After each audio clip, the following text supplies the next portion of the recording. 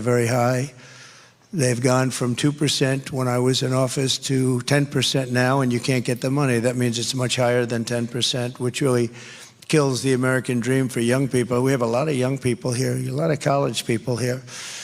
The fact is that the Federal Reserve brought the interest rates down a little too quickly. It was too big a cut.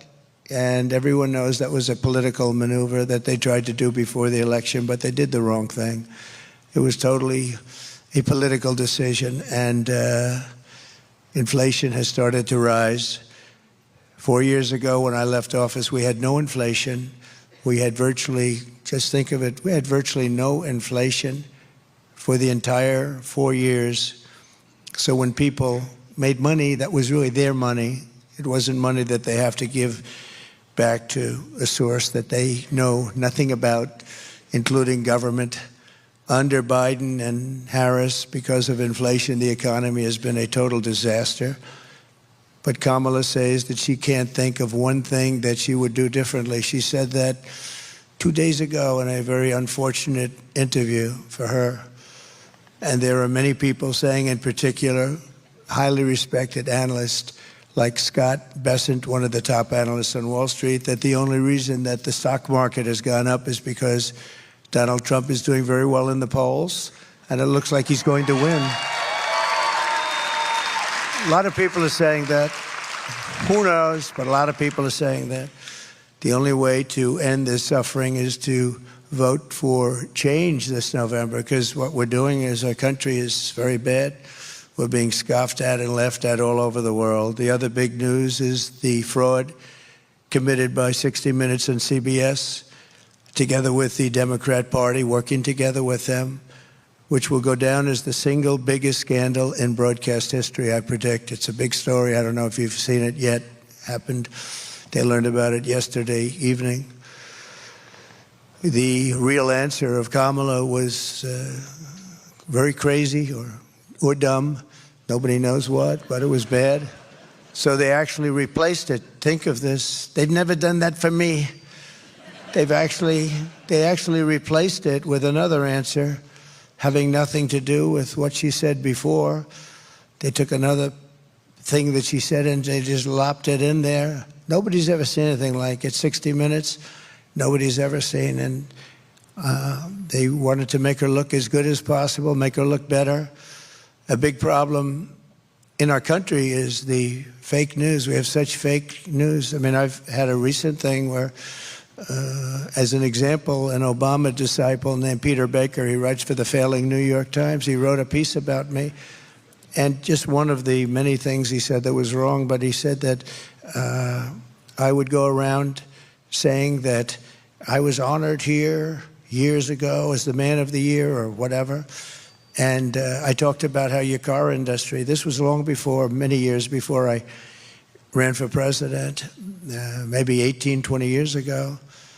And he made the statement that that never took place, that honor never took place. I was never honored here, which was quite insulting, actually. And I didn't remember the specifics of it. It was 18 or 20 years ago. But he said it never took place. Very much like Kamala, she said she worked at McDonald's, and she didn't. And I didn't want to get into that, so what I did is I asked my people, you gotta find it. When? It was like 19 years, 17, it was a long time, but I was honored. And guess what? They found it, I was.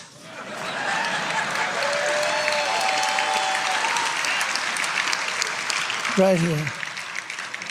Nice looking young guy.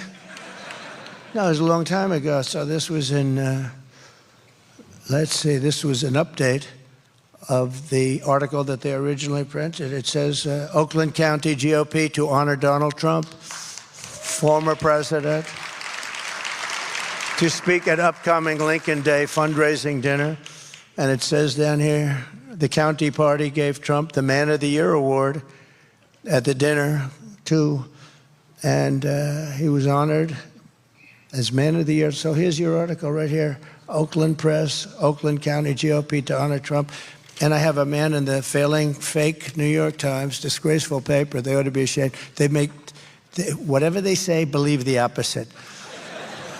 Who knows how long they're going to be around? It's killing our country. This kind of stuff, it's killing our country. It's really terrible. I want to thank the president of the Detroit Economic Club, Steve Gregorian, who's a very wonderful guy, as well as Congressman John James, Ambassador David Fisher, Michigan Senate Republican leader Eric Nesbitt. Thank you, Eric. It's great. Where's Eric? Thank you very much. How are we doing? I hear we're 4 points up. Well, how are we doing? Huh? Yeah, she says at least. Thank you. Michigan House Republican leader Matt Hall, a very good guy. Thank you, Matt. Thank you. Is John there? John James? Where's John? He's doing well. We have some good people here. Chairman of Michigan Republican Party, Pete Hoekstra. Pete, thank you very much, Pete. And a very special man, a great guy, Dr. Masad Boulos. Many of you know him. He's a very successful man.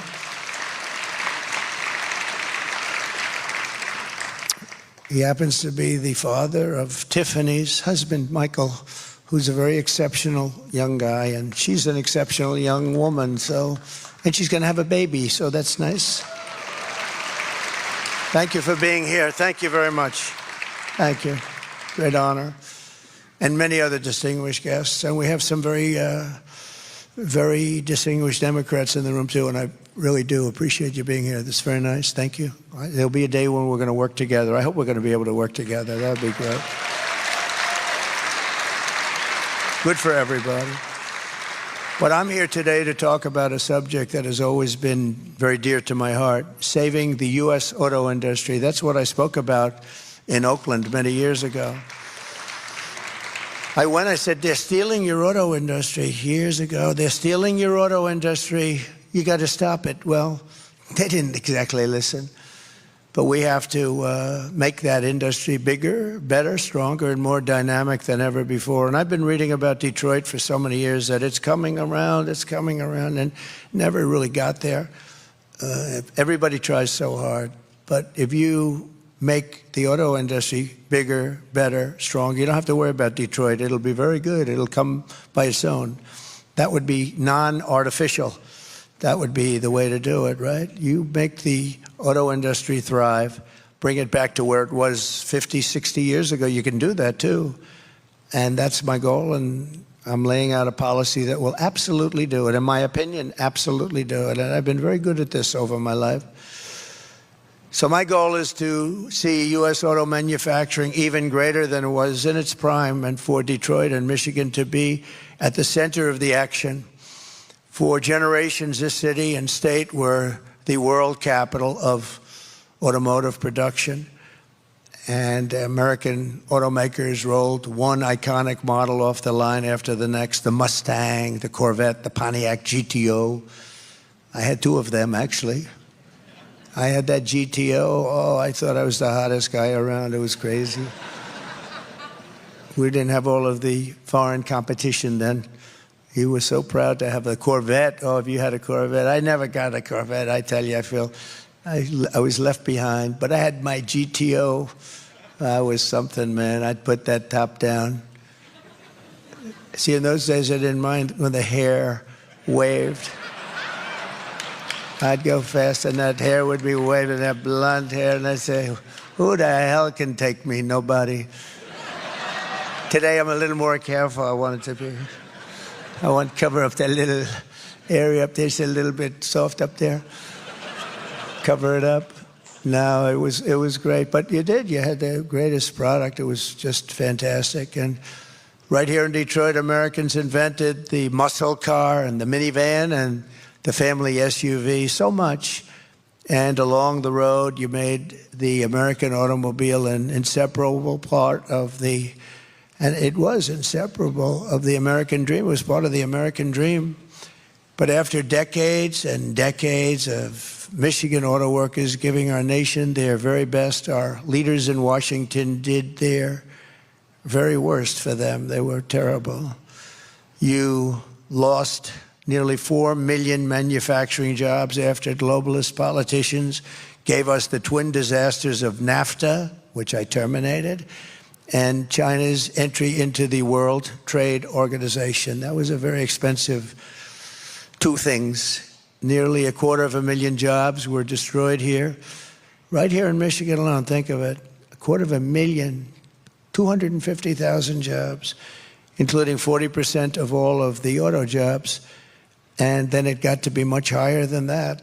Detroit was decimated as if by a foreign army. This was a foreign army invading us, but it was an army of business people, very brilliant business people, that took the candy out of our pockets just like you take it from a baby. That's how easy it was for them. Factories were left in ruins. Beautiful hotels and theaters crumbled. More than 80,000 homes were abandoned. You see it outside. By the time I came into office after our victory in 2016, the Michigan auto industry was on its knees begging for help, gasping. And really, it was at the last breaths of life. And I had to move quickly. You were going to not have any auto industry here. It was all gone. It was just about over. They were going to move so fast, and I let countries that were stealing our businesses know, you do that, I'm going to do things to you you're not going to believe. I'm going to put tariffs. They laid off a lot. They could have taken it. We were at a very vulnerable point. I let certain countries know that if you do that, I'm going to put tariffs on you, and you're going to get your asses kicked, I'm telling you. And they laid off. They really laid off. But they laid off what? We had not very much left. So just as I promised, I withdrew from the job-killing Trans-Pacific Partnership in my very first week. And the reason I did is that that would have absolutely destroyed your auto industry. You would have had none left. It was a disaster. And if you remember, Hillary Clinton wanted it, and Obama wanted it. And then after she read the facts that when I did it, she came out against it because she said, you know, he's right. She was totally in favor of it. But when she said, she came out actually and agreed with me. And she said, I'm also against it. But I was there. It's sort of like no tax on tips. And then 2 months later, Kamala came out, no tax on tips. And it didn't play well for her. Didn't play well for Hillary either, obviously. I ended the disaster known as NAFTA, the worst trade deal ever made by our country, and replaced it with the brand new USMCA. Bob Lighthizer and his team did a great job. The best trade deal they say ever made. I actually think maybe our deal with China, but I don't talk about that deal very much because of COVID. But we have a deal with China where they buy $50 billion worth of our product. That was a great deal. We made a lot of good ones. But with the USMCA, that's Mexico and Canada, we have massive incentives to make cars in the United States of America. I renegotiated Obama's Korea trade deal, which was a disaster, to fully restore the protective tariff on foreign pickup trucks. You know, the auto industry in this country makes most of its money from the pickup truck. Who would think, right? But we do great. If we didn't have that, you'd have no auto industry. You would, because that subsidizes other things. And the only reason it does is that the tariff on every single one of the big, if you didn't have the tariffs, if I didn't put those tariffs, you would be inundated from all over the world, and you wouldn't have it. Every single one of the Detroit Big Three could right now, and would right now, guaranteed be out of business. 50% of their U.S. sales are pickup trucks. Think of that, 50%. They make all their money with almost all their money. I want to be very accurate because you get a lot of fake news back there. I want to be extremely accurate. They came to see you in Detroit. I'll tell you, that's a good thing because they're going to hear some things today I think that are going to be very interesting. Perhaps most importantly, I imposed a 27.5% tariff on all Chinese automobiles, which largely kept them out of the market, meaning kept them out of the market and kept Detroit in business. In other words, I kept Chinese cars out of America, and we had to do it because when they come in, they take over everything, and you would have had no car manufacturing at all. And it was only me that did it. I met with a lot of resistance, And remember this, between the lobbyists and everything else, it's brutal. It's brutal. Getting people to go along with you is brutal. Even if it's the wrong thing. They know it's the wrong thing, but they get paid a lot of money.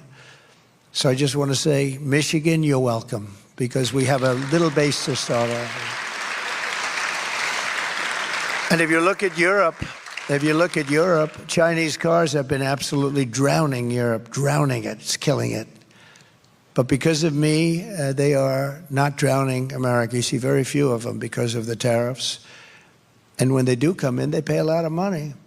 The Biden administration is thinking of taking that tax off. And if they take that tax off, you can wave goodbye to your auto industry. And you have the worst union leader probably in the history of, maybe in the history of our country, for any business. I don't know. Sean Fain is a disaster.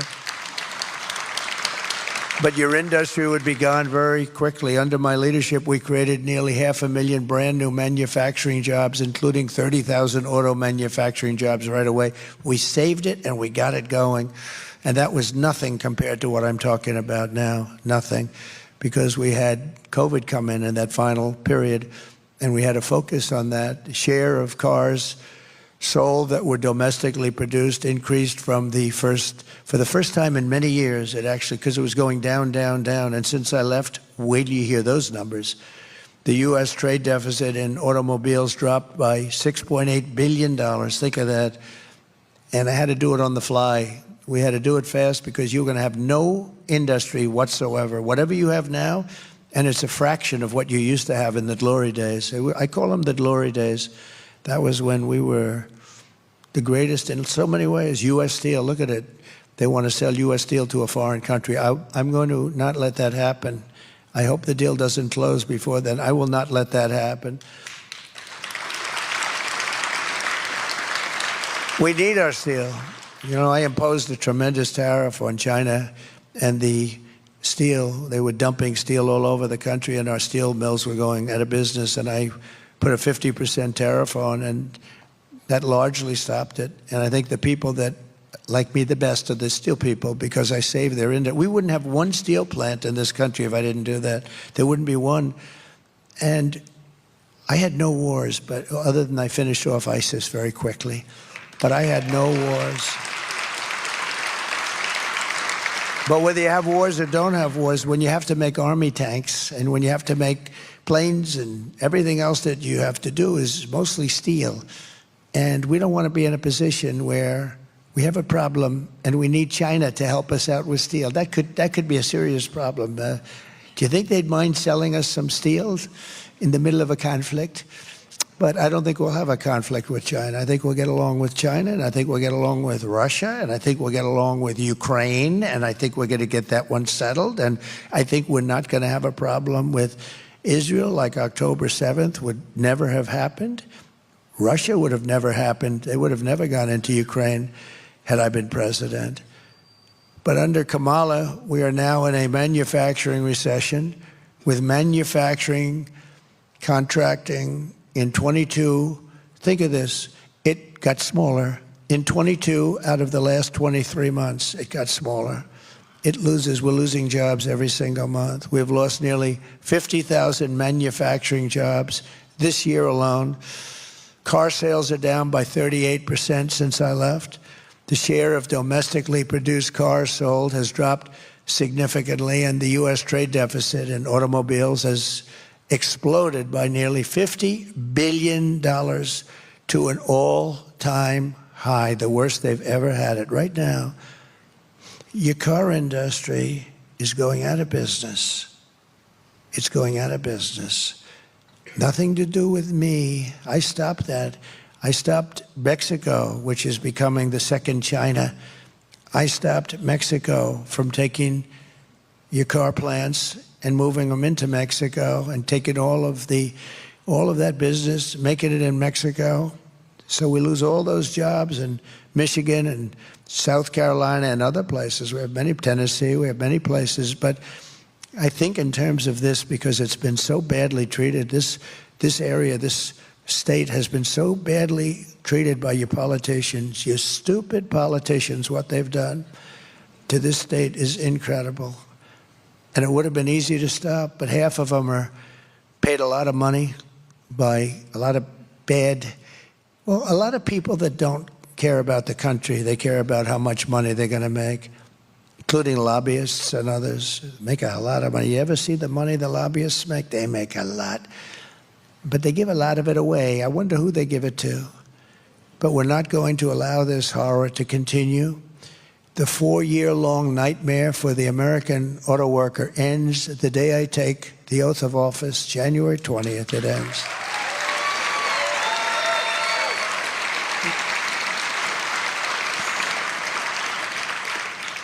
Yeah, a poll just came out today. As I was walking on, they said, sir, you're 4 points up in Michigan. I said, that's all? But they said, by a poll that, they called it a Democrat poll. It's a poll that would normally be very negative. So if they say 4 points, that means more. But I think we're doing well here, and I think we're doing well all over. We're leading in every single state, every swing state, by actually, in some cases, a lot. Today, I am announcing a detailed plan to save the American auto industry and bring millions and millions of jobs back to our shores, and very quickly.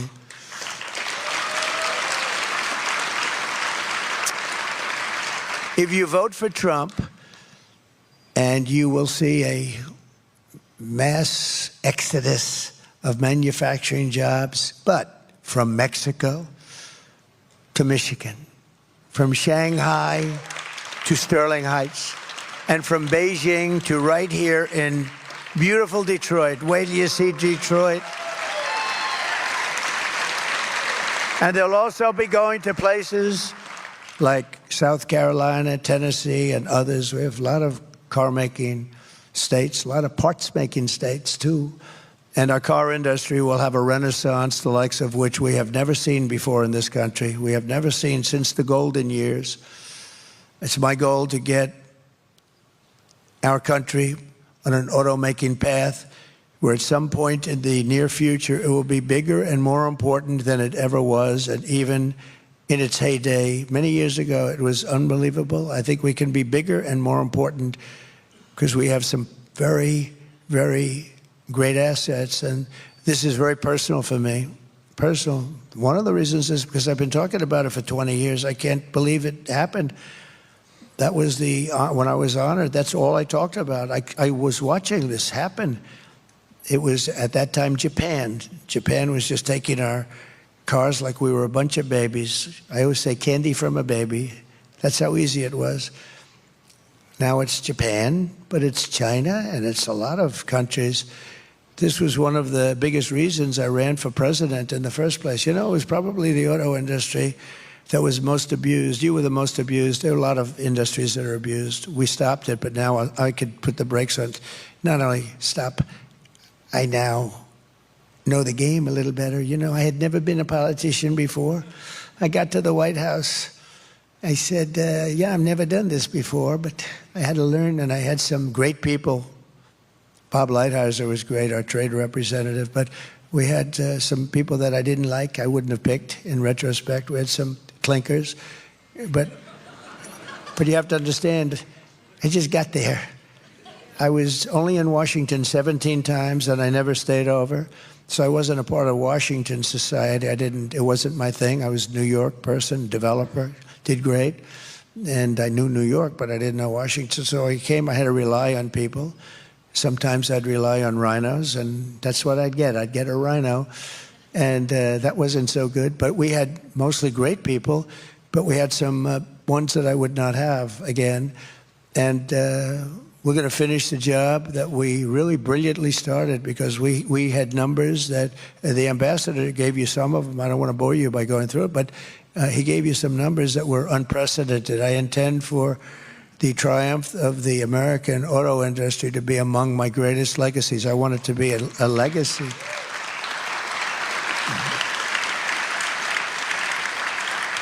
I want American companies to not only dominate the American market, but also the foreign markets as well. They buy so many of our cars. It's so horrible. But you know, they only buy them if they're made in their countries. China, I don't object. Look, President Xi was, and I would say is, a very good friend. We broke up a little bit. You know the way friendships break up? A thing called the China virus broke us up. I think that's understandable, right? Cost the world about $50 trillion and tens of millions of lives all over the world. I think that's a reason. But no, I've always had a very good relationship with him. Very, very strong, smart man. He's strong and smart, meaning he wants to take your auto industry, and so does every other leader of a country. They want to take your industry, all of our industry, and we're not going to do that. We won't let them play that game, and it's not even hard, and you'll understand that in a moment. I want German car companies to become American car companies. I want them to build plants in America. Otherwise, I'd rather not have their cars here. Instead of American workers worrying about losing their jobs to foreign nations, I want foreign nations to be worried about losing their jobs to America. That's going to happen. Going to happen. Going to happen. And I hope the Democrats will go along with us, but we'll get it done one way or the other. I hope they're going to go along with us. It's so good. It's like so many things they don't, like voter ID. Why aren't they approving voter ID? Democrats don't want voter ID. You know why? Because they want to cheat. But they don't want to. I say, oh, they don't. When I first thought, I thought I was seeing things. I thought I was like, I didn't hear that when I first started this oath that say, the Democrats will not approve voter ID. And it's only gotten worse. Gavin Newsom, the governor of California, just passed a bill, he signed a bill that you're not even allowed to ask anybody whether or not they have voter ID. Not only can't you use it, you can't even ask. I think it's a crime or something. I could ask the Secretary of State. No, I think it's a crime. I think it's a crime if you ask somebody, do you have ID, voter ID? Let's lock that guy up. In other words, it's not a crime to vote illegally, but it's a crime to ask whether or not. There's only one reason for that. You know the reason? Cheating. They want to cheat. It's only one reason. It's crazy. No country in the world has a policy like that. Mail-in voting is all gone all over the world. All these things that we still fight over, they're all gone. So we have to win a big election, and we're going to straighten it out. But we got to straighten it, because you have two things. You have borders and you have good elections. You got to have them. And it would be nice to have a free press, which we don't have at all. We have a terrible press. But those three things we have, and we have to straighten it out.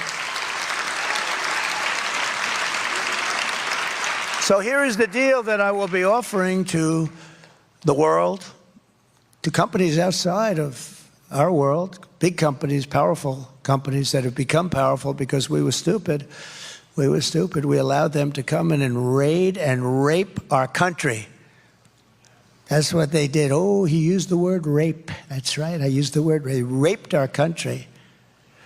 The United States will give you the lowest taxes, the lowest energy costs. We have more liquid gold under our feet than any other country in the world, and it's the best. It's the best. We have the most, and we have the highest quality. We have the lowest regulatory burdens, and they were going to be made low. You know, I cut regulations more than any president in history. In a 4-year term, I cut more than any president by 4 times, they say. 4 times. I let the country do what they have to do. A lot of those regulations have been put back on by Crooked Joe and by Kamala. And it angers me so much because it's so bad. People shaking my hand backstage, sir, we had the best 4 years we've ever had, and now they're dying. They think they're going, so many people are telling me they're going out of business now.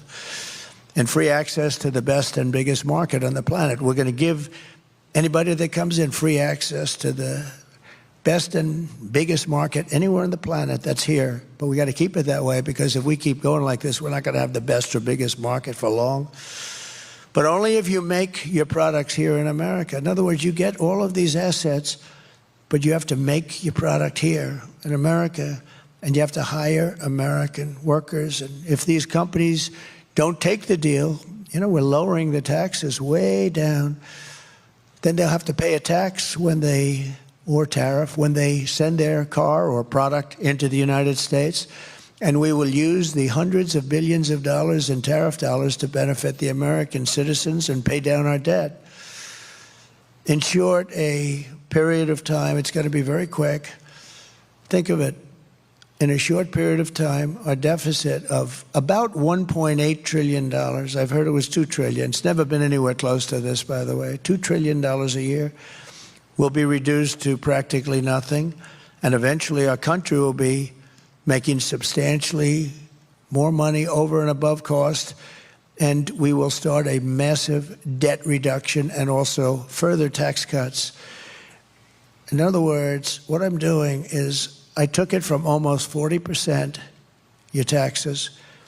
I reduced them to 21% so that small corporations, everybody, even inheritance tax or a death tax, if you have a small business and you want to pass it on to your son and daughter, if you love them. If you don't love them, I would say just don't even bother listening to this part.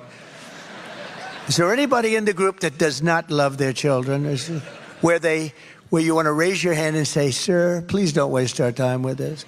But on the assumption you want to leave it to your children, then you have no estate tax or death tax. They want to end that immediately. And it really pertained to farms where a farm could be valuable, but they don't have cash. They have a valuable farm, and they love their farm, and they want to be farmers. It's a great way of life. People love it. They wouldn't want to do anything else, but they're left the farm, and then they have to pay a tremendous tax, and they borrow the money from the bank, and within 2-3 years, almost, I guess, 62% of the time, they say, they end up losing their farm to the banks. I got rid of that. There's no estate or death tax at all for the farmers and small business owners, so they want to end that. This is a big deal.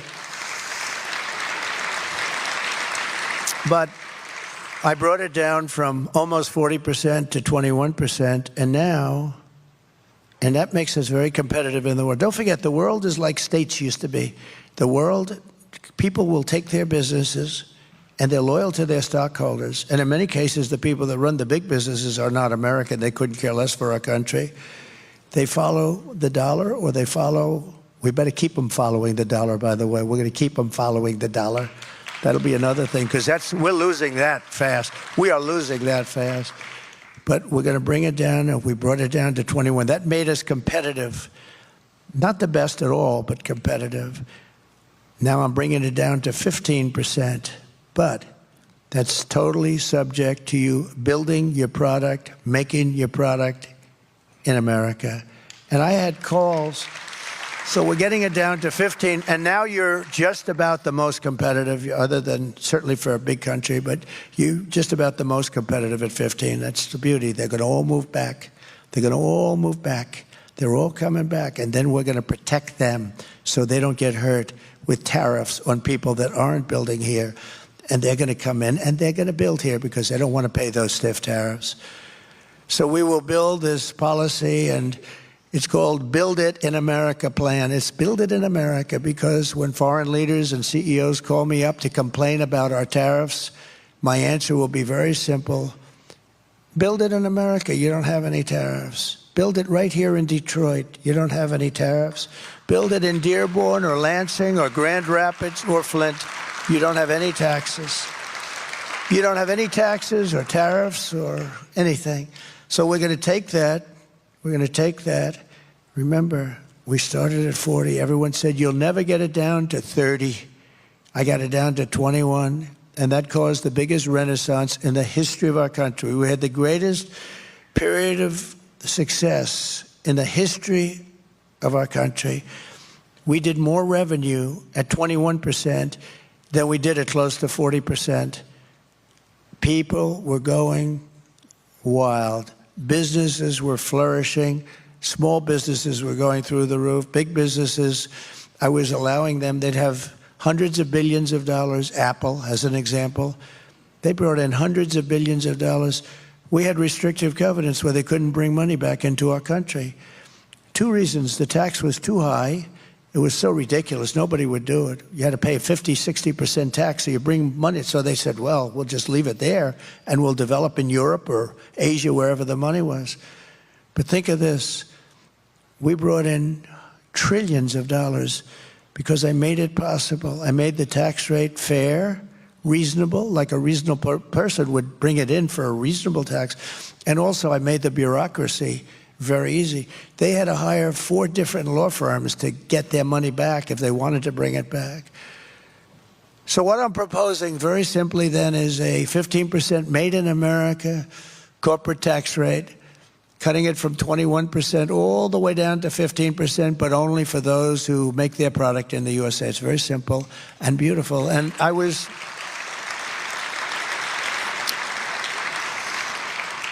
called by a couple of the top people on Wall Street. I sort of know a lot of them.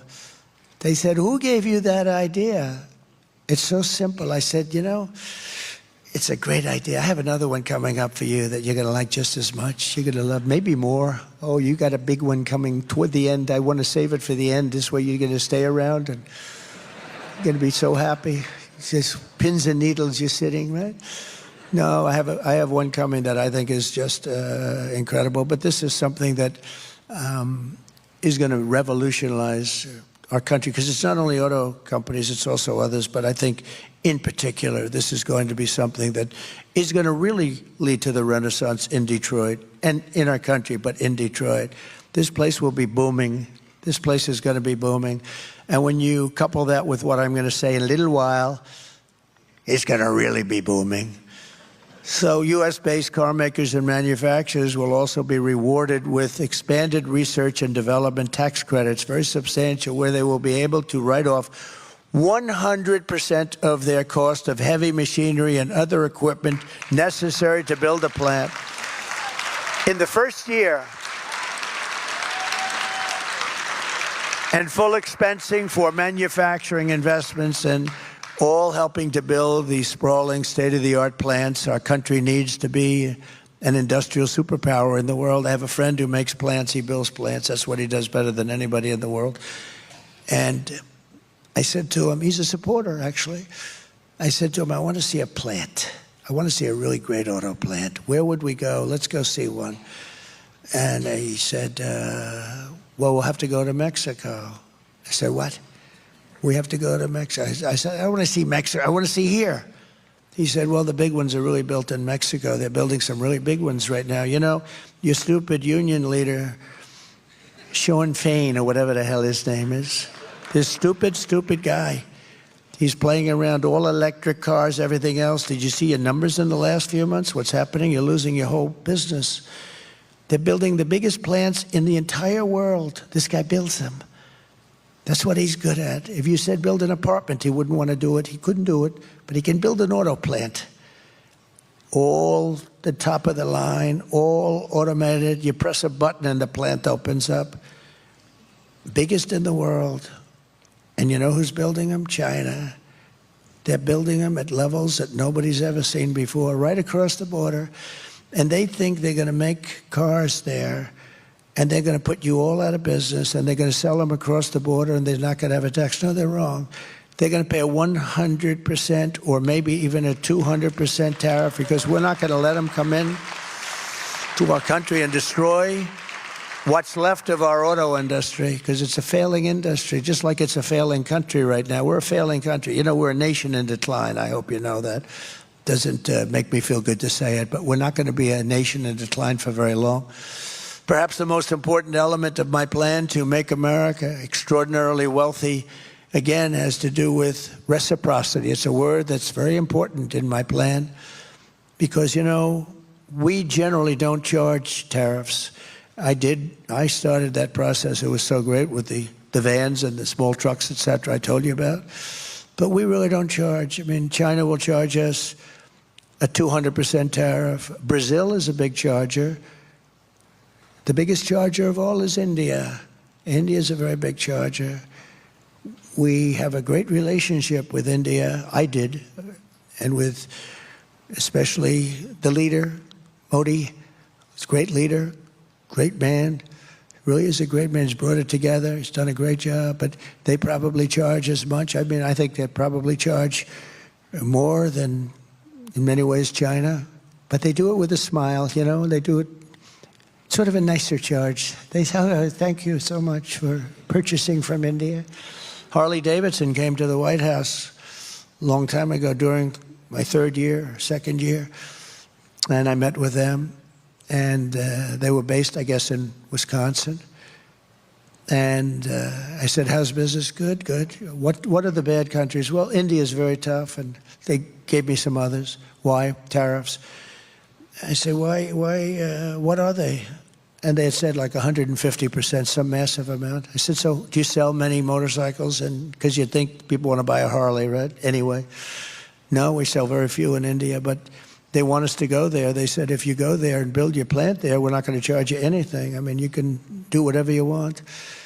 I said, I don't like that. And lo and behold, I see they went and they built the plant, and now they do their business with India. They probably do it outside of India, too. Plenty. They built a very big plant. Many countries, they do that. And then all of a sudden you hear that they're leaving Milwaukee or they're leaving wherever they may be located. It's very sad to see it. And it's so simple. I mean, you know, this isn't like Elon with his rocket ships that land within 12 inches on the moon where they wanted to land. Or he gets the engines back. That was the first I realized. I said, who the hell did that? I saw engines about 3-4 years ago. These things were coming, cylinders, no wings, no nothing. And they're coming down very slowly, landing on a raft in the middle of the ocean someplace with a circle. Boom. Reminded me of the Biden circles that he used to have, right? He'd have 8 circles and he couldn't fill them up. But then I heard he beat us with the popular vote. I don't know. Couldn't fill up the 8 circles. I always loved those circles. They were so beautiful. They were so beautiful to look at. In fact, the person that did them, that was the best thing about the level of that circle was great. But they couldn't get people, so they used to have the press stand in those circles because they couldn't get the people. Then I heard we lost. Oh, we lost. No, we're never going to let that happen again. But we've been abused by other countries. We've been abused by our own politicians, really more than other countries. I can't blame them. We've been abused by people that represent us in this country. Some of them stupid, some of them naive, and some of them crooked, frankly. But interestingly, it's often those allies that we consider to be friends that have been the greatest abusers. We have some great abusers. I'll give you an example. The European Union sounds so nice. The European Union of countries. Oh, it's so nice. They're brutal. We have a $200 billion deficit with them, now higher than that, 250 something. And like I asked at the time, Angela, how many Chevrolets do we have in the middle of Berlin? Oh, I do not know. Perhaps none. You're right, Angela. You're right. How about Frankfurt? How many do we have? How many Fords do we have in Frankfurt? Oh, I don't think any. And yet they send their cars to us like a bunch of dummies we are. BMW, Mercedes, Volkswagen, by the millions and millions and millions. And we're not doing that. We're not doing that crap anymore, okay? Now they're going to have to play by our rules. They're going to have to play by our rules. But China, of course, was the biggest abuser. I mean, they were a professional abuser. They did things to us, and they go down as a developing nation. We are a developing nation. Well, we're a developing nation, too. Just take a look at Detroit. Detroit's a developing area, a hell of a lot more than most places in China. So we're not going to let this happen any longer, and I don't think it'll be possible for bad politicians to stop it. I don't think so, because we've suffered too long and too hard. And I fixed much of it during my 4 years, but felt that during the COVID period, it would not be the right time to be doing this with countries. I renegotiated with Japan, I renegotiated with South Korea, I renegotiated with many. But, you know, with the COVID, everybody was just literally devastated by that scourge. It was devastated. It was not the right time. So I had to slow it up a little bit. I was hitting them really hard. Shinzo Abe was great. He was assassinated. What a great man he was. But I went to Shinzo. I said, Shinzo, I got to know him very well. He was really a friend of mine. He was a great man, actually, loved by the Japanese people. He got sick. He had to take a leave of absence for a period of time, but he was going back, and he would have gone back and easily gone back. and he was just getting ready to do it. He was much better. I think he was probably cured of what he had, and he was going back. But I said to him, Shinzo, we have to talk about trade. I'm sorry to bring it up. I'm sorry. This is the most one-sided deal I've ever seen. You send millions of cars to us, and we can't send you a car. They didn't accept any of our cars.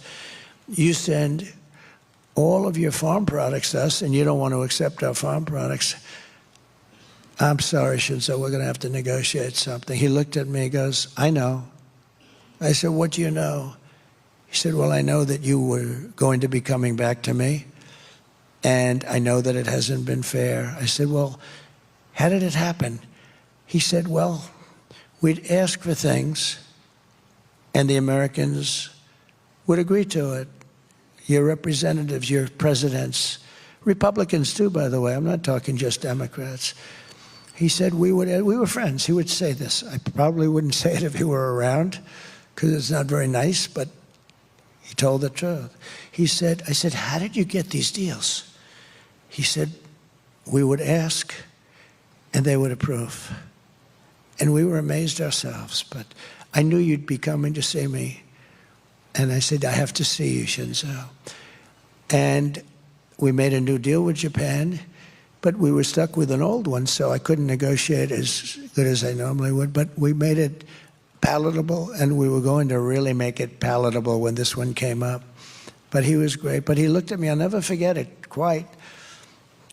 He said, he called me Donald.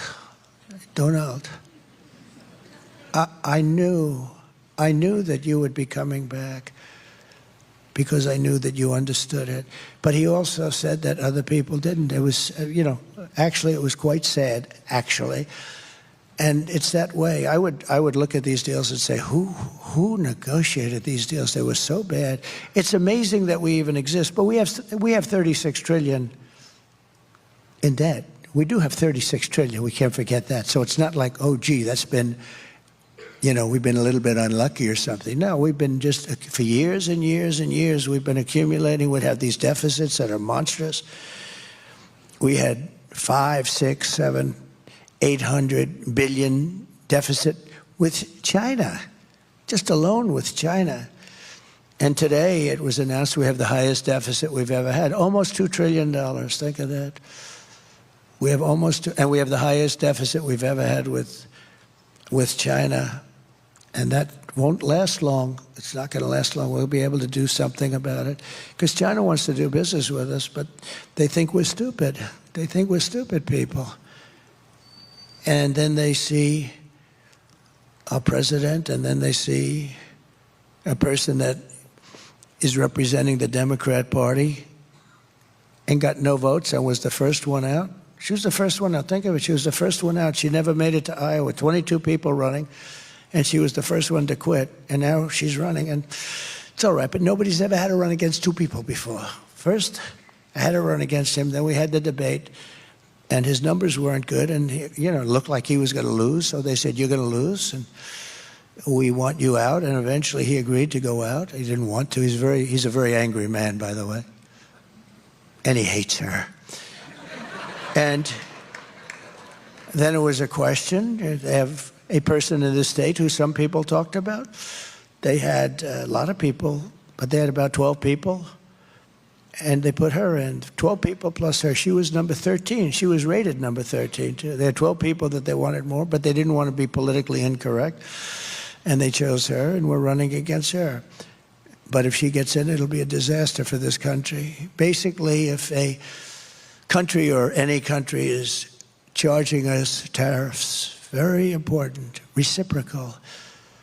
If they're charging us tariffs for a certain product or tariffs at all, if they're charging us tariffs at all, which almost all of them do, then we will likewise charge them tariffs, and we will quickly reciprocate.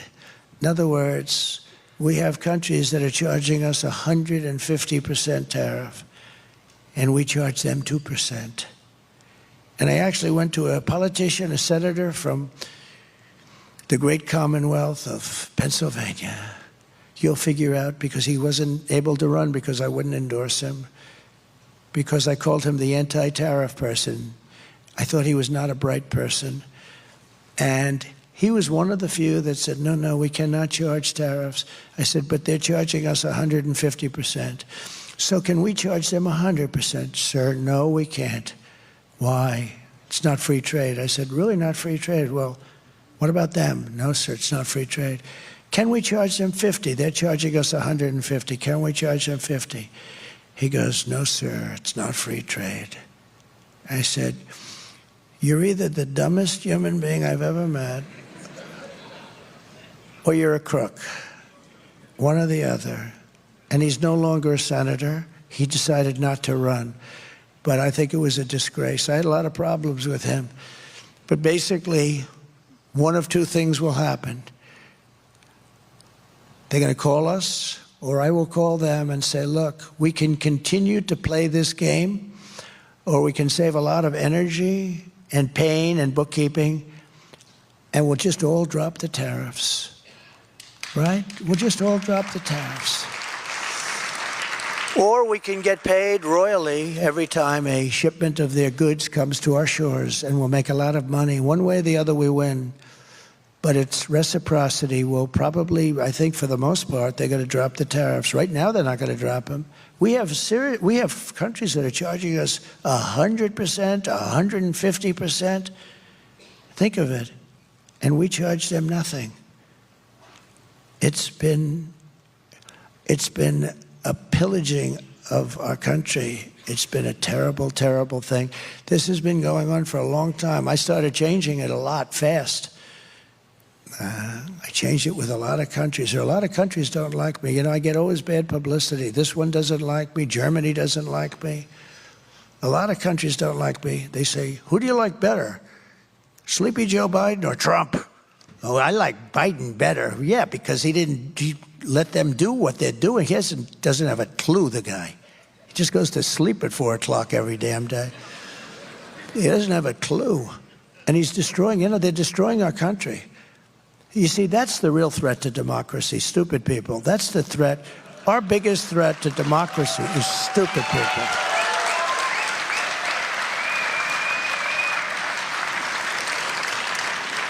But there's a third thing that can happen, and that's the fact that if they want to avoid this payment, and this is the best thing of all, they can come in and build a plant or a factory in the United States and spend all of their money and build, and I don't care what country it is, and they're going to hire American workers, and they're going to have a factory in the United States. And then you don't have to pay a tariff. And won't it be beautiful? We'll have job numbers like you've never had before.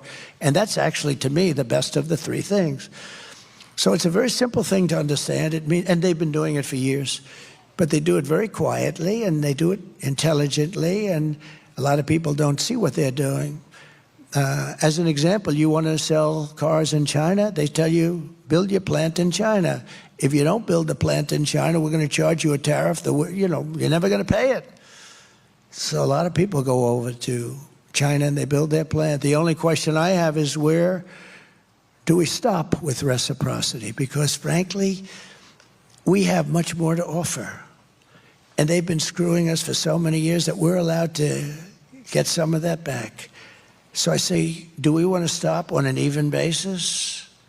We won't do this, we won't do that? Or do we want to stop on a basis, you don't do it to us, but we're going to still do it to you a little bit? And that's where I am, I think. And in a way, they owe it to us, In a way, they owe it to us, because they've been taking advantage of us for decades. And in a way, and it's injured us. We're injured. We're an injured country from trade. And, with NATO, when I got there, 28 countries they had at the time, and only 7 were paid. The rest of them weren't paying, or they were paying a smaller amount than they were supposed to pay, including Germany, by the way. Germany wasn't paid, can you believe? Because they said, we're stupid. We're going to take care of them anyway. Why should they pay? A lot of the countries felt that way. And I made them pay. I said, you got to pay. And one person at a very closed meeting, the press knew about it a little bit, but they never reported it because it was a good thing, not a bad thing. So naturally, you don't hear about that. But it was at a meeting, and he stood up, the head of a country, of one of the countries. He said, so does that mean that if we don't pay, you will not protect us from Russia? It used to be the Soviet Union, now it's Russia. Sort of the same thing. I said, that's what it means. You will not protect us? I said, are you delinquent? Yes. Let's say we're delinquent. I will not protect you under any form. You will not be protected. And the following day, we took in billions and billions of dollars. The money came in, and Stoltenberg, the Secretary General, a good man, he said it was the most amazing thing I've ever seen. Obama would come and make a speech and leave. Bush would come and make a speech and leave. Trump would come and look at the statement and say, man, because we were almost paying for all of NATO. So we were getting screwed on NATO and screwed on trade. A double. Nobody else would have done. This is crazy. So we're protecting you, and you're taking advantage of us on trade. I said, sorry, we're not going to take it anymore.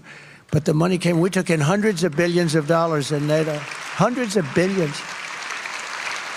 And by the way, they should be paying 3 to 4%, not 2%, okay? They're 2%. They should be much higher than that.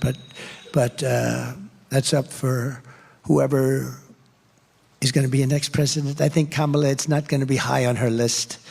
I don't think anything that we're talking about today is high on her list. The whole country is going to be like, you want to know the truth? It'll be like Detroit. Our whole country will end up being like Detroit if she's your president.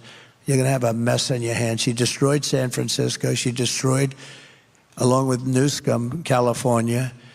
And we're not going to let her do that to this country. We're not going to let it happen. So we are the piggy bank that everyone wants, that someday we will continue along the path. We've been, really, it's been an amazing path. It's been a horrible period of time, but almost the last 4 years, we will be, I will tell you that if I get elected, we will be a piggy bank stronger than ever before, but we will be a fool no longer. We will, if you get her, lose our wealth. We're going to lose our power, and we'll also lose our reserve currency status, which will be like really losing a war. If we lose that, it'll be horrible, but we're losing it right now. You're losing your reserve currency, the dollar.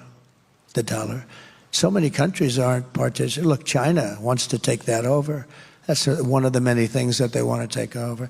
We can deal with China, you know? We can deal with China, and we can deal with Russia, and we can deal with North Korea. Obama, at our meeting prior to taking over, when I took over, it's this ritual, at a meeting, and he said, the biggest problem is North Korea. And very quickly, it was nasty for a while. Little rocket man, a lot of insults. Remember when he said, I have a red button on my desk? I said, I have one too, but mine's bigger and mine works. Remember that? He said that. And a lot of people were saying, this is getting to be very heated. And then he called and he wanted to meet, and we met, and I got along great with him. I hate to say it because the press goes crazy when you say that, but that's a good thing. It's a good thing, not a bad thing. A lot of nuclear weapons. But we got along very well, and you had no problem. Nobody was threatened after that. We got along. They're threatened now. You could very well end up in World War III right now. You're very close to it. You're closer than ever. This is the closest we've ever come to World War III. You are so close to it because you have incompetent people in the White House. So that would reduce us if we lose currency or someplace else, but China's about 99% of the problem, in all fairness. I would say to them, if you do that, I'm going to hit you with tariffs like you've never seen before, or I'm going to not let you trade with the United States, and I'm going to also hit you with tariffs. Double whammy if you get anything through, but you're not, because we're not going to do any business with you. And they will then call us and they will say, sir, we have decided that we love the dollar very much and we're going to stay. That's what they will say every single time. So, you know, tariffs are a very important thing. They need a PR agent to straighten out that word. If I was Mr. Tariff, I would say, please get me a PR agent. I have to straighten out. It's one of the most beautiful words in the whole world. It's going to make us wealthy again. The other word is reciprocity. It's going to make us wealthy again. We're going to be a very wealthy country very quickly. Very, very quickly. You know, our greatest wealth probably proportionately was in the 1880s and 90s and the early 1900s, where we had so much cash, they would set up committees. They didn't know what to do with their wealth. We had such wealth in this country. They didn't know what to do with their wealth. They had no, they would set up, we had so much money, all from tariffs. There was no income tax. And then they went to the income tax stuff, and it was a whole different story. Then you had the Depression. A lot of people said, oh, tariffs maybe caused it. It wasn't. Tariffs came in 1932 after the Depression. They tried putting tariffs on to see if they could save. They said, we got to save this thing. But it was long gone. It was gone. I will do this with each and every abandoning country if they abandon us, meaning they abandon our currency. And our reserve currency will be stronger than ever before. We'll have everybody in there. Everybody will be happy to be in there, including China. Because I'll tell China the same thing. If you want to play games with us, we're not going to trade with you. You know, they make $1 trillion a year with us. They built our military. They make so much money. I'll say, we're not going to do any business. We'll go cold turkey. A lot of people would like to do that anyway. But we're going to go cold turkey, and we're going to go with 100% and 150% tariffs. So if anything does get through, you're going to have to pay tariffs. You know, China is very smart, I'll tell you. When I put the tariffs on the steel, they were very unhappy, but they didn't tell me. They said, it doesn't matter, we're China. I said, oh, it doesn't bother them, so then ask them for more. That was my initial reaction. We started at 25%. I said, they said it doesn't matter. And I said, all right, so ask them for more. So we asked them for more. 10%, it didn't bother them. That's what they said, but it did bother them. But they're great players. They're great poker players. It didn't bother them. I said, well, ask them for more. Ask them for more, until it bothers them. And finally, I got a call from President Xi. He said, you're killing us with the tariffs. And then we got along after that, you know. It's very strange, but they're great poker players. They're great negotiators. All these countries are great negotiators. The only one that isn't is the U.S. We're the dumb country. We're like the pot of gold that's rapidly shrinking. So very much like I told them that if they buy oil from Iran, I would not be trading with them. You know, Iran was broke when I left office. And I don't want them to be broke. I want them to be a strong country. I just don't want them to have a nuclear weapon. It's very simple. And you protect Israel. And frankly, you protect the Middle East. I want to protect the Middle East, the whole Middle East. And I hate to see this death to everybody. People that have nothing to do with anything are being killed all over the place on both sides. Nobody wants that. We have to protect everybody. And China didn't buy any oil. I said, if you buy 1 barrel of oil from Iran, 1 barrel, I said, then you're going to not do any business with the United States, and we're going to impose tariffs if you do get something through, very substantial, over 100%. And they said, we'll pass. I told this to President Xi. He said, we'll pass. They didn't do any business, and Iran was, and I said this to many countries, by the way, not just China. And I mean, many countries treat us worse than China. You want to really know the truth, but China seems to be the one we talk about. But before I came along, nobody talked about China. They had a free pass. They were going, you know, run silent, run low, right? You know that expression? Submarine. Nobody knew, but I woke up our country a little bit, but Iran was broke. They had no money for Hamas or Hezbollah, and I didn't want to see them broke. I want them to be thriving, but I just had to negotiate. The only problem was, he was the only problem. The election took place, and it was very shocking to a lot of people. And when they took over, they didn't do anything. They didn't do anything. They actually did the opposite. They allowed everybody to go and buy oil. They allowed everybody to do all of those things, and Iran became very wealthy again. They now have $300 billion in cash. They're very wealthy. They control Iraq, which was a stupid move, going Iraq. I remember I said, don't do it, don't do it, don't do it. But I said it as a civilian. Then they did it. I said, okay, you've done it. Keep the oil. They didn't do that either. So we go in, we blow up countries, and then we leave. We got nothing except dead people all over the place on both sides. How stupid are we? That was a Cheney deal and a Bush. How stupid are we? Not just Democrats. It's both. I'm equally angry at both because we have humanity to think about also. You do. You have humanity to think about. And all of these things, they should have never happened. Ukraine should have never happened. October 7th should have never happened. If you had smart people at the White House that knew something, a little bit of something, it wouldn't have happened. Think of the world, how different it would be. You wouldn't have Ukraine, Russia. You wouldn't have had October 7th. You wouldn't have this horrible thing that's going on. You wouldn't have had inflation. You wouldn't have had the worst, most embarrassing day in our history. We were leaving Afghanistan. I'm the one that got him down, but I would have kept Bagram. You know why I would have kept Bagram? It was 1 hour away from where China makes its nuclear weapons. 1 hour away. So you see, the ideas and the policy are important, but the most important thing of all is the messenger.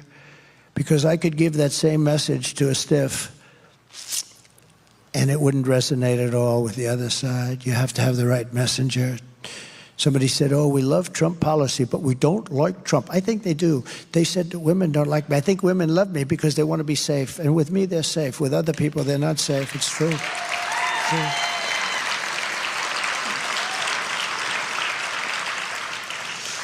So remember, I want tariffs, but a very, very big, easy, and uncomplicated part of it is reciprocity, because that comes along with it very simply.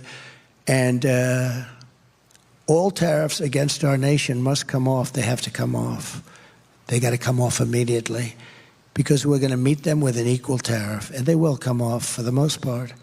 But if they don't, they have to pay a big price. So next, in addition to this rather easy thing to understand. By the way, does everyone understand this? Does everybody? Do you understand? Is there anybody that doesn't understand it? Would you please raise your hand? Raise your hand. Does anybody not understand it? See? How simple is that?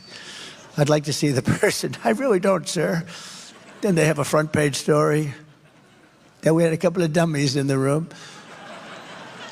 But we will implement further protections for critical industries that are fundamental to our national interests, and those include, above all, steel and the car industry. The car industry is critical to us.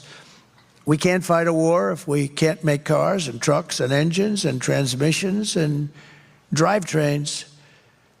Surrendering our car industry is not an option. We have to make our car industry brilliant again. We have to make it bigger. I'm going to make it bigger than it was ever before.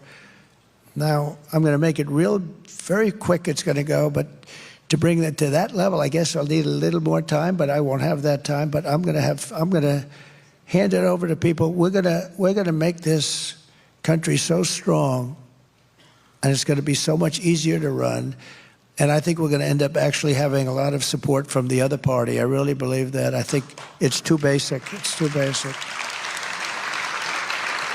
So as I said, China is currently building gigantic auto plants in Mexico, and they think that they're going to sell all of these cars into the United States, which would destroy Michigan, totally destroy your state.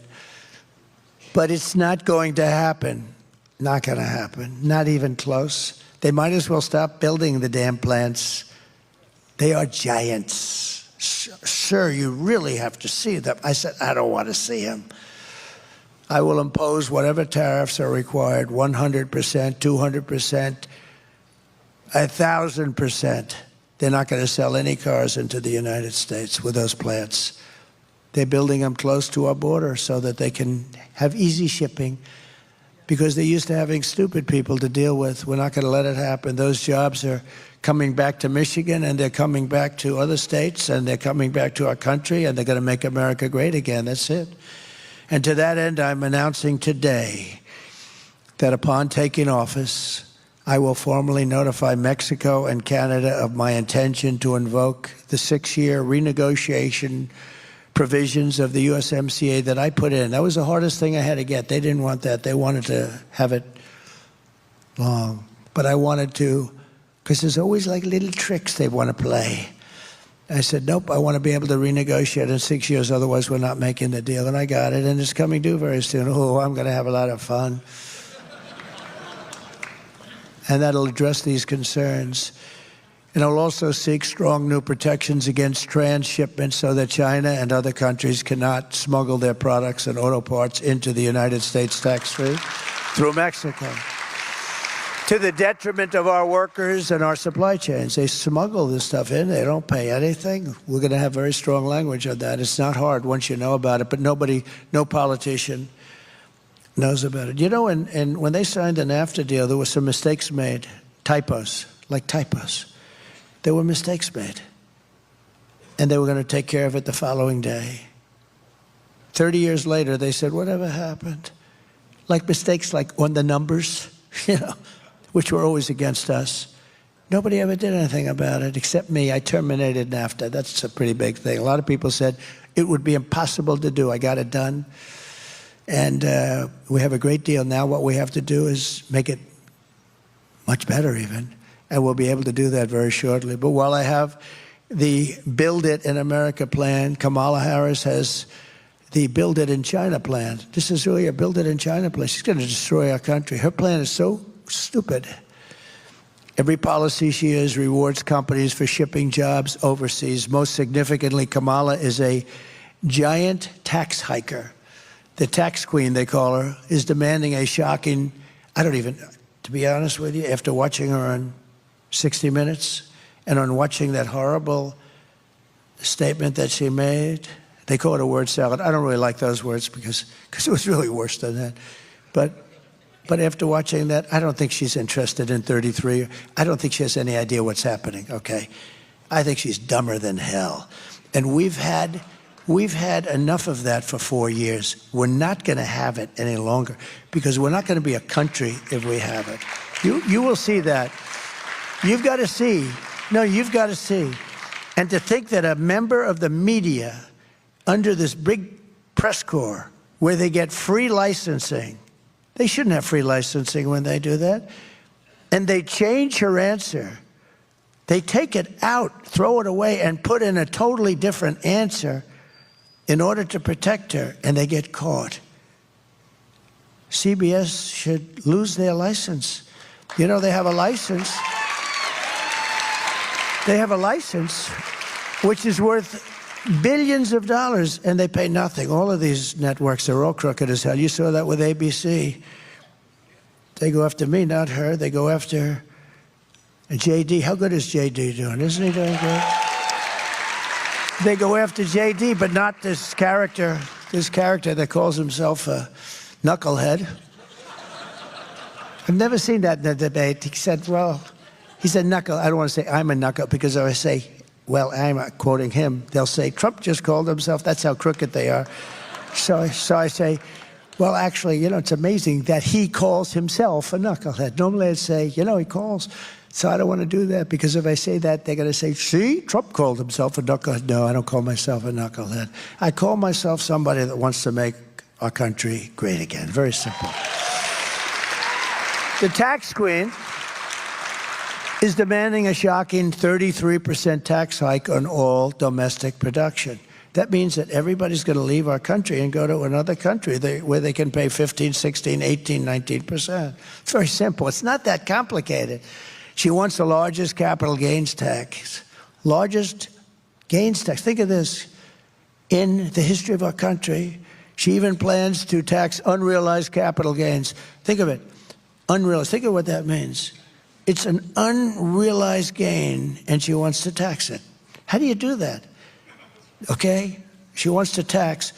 And a lot of people are rich, but they have no money, you know? They have good land, or they have something, or they put all their money into their business because they want to have a business that's going to get better and better and grow and grow. But they're rich, but they have no cash. Now they're going to have to go out and borrow a lot of money to pay a tax. They're going to have to get good appraisers. They're going to have to get a lot of accountants. The only one who's going to make money are appraisers and accountants and lawyers. But those people, they're all going to leave. They're all going to go to other countries. So if a company succeeds, it must give a lot of its value to the government. And if it doesn't succeed, the government doesn't take any risk. They don't lose, but they do lose really, because they lose all those jobs and all of those important things. If the tax queen gets her way, every company in the United States will leave. I mean, they're going to leave. They're not staying here. There's such competition for companies. It's like a basketball player, a baseball player, a football player. There's a lot of competition, no different, just bigger numbers. Altogether, Kamala's $4.1 trillion tax hike is projected to reduce GDP by 2%, raise the typical family's taxes by at least $3,000 a year, lower wages by 1.2%, and kill at least 1 million full-time jobs. Other than that, I think it's quite a good plan. It's just crazy. I will not let that happen to our country. I will keep your taxes low and your job numbers high. That's what we're going to do. We're going to have the highest job. We had the highest job numbers in history in my administration. We're going to make that look like peanuts. The theft of our companies, factories, jobs, and wealth by foreign countries is over. We are not going to allow it to happen anymore. And many of those who left will be coming back, and they're going to be coming back fast. They want to come back. They want to come back. I produced that with the money. They took in money. We took in hundreds of billions of dollars came back into our shores once I made that change in the tax law, which had to get approved by Congress, believe it or not.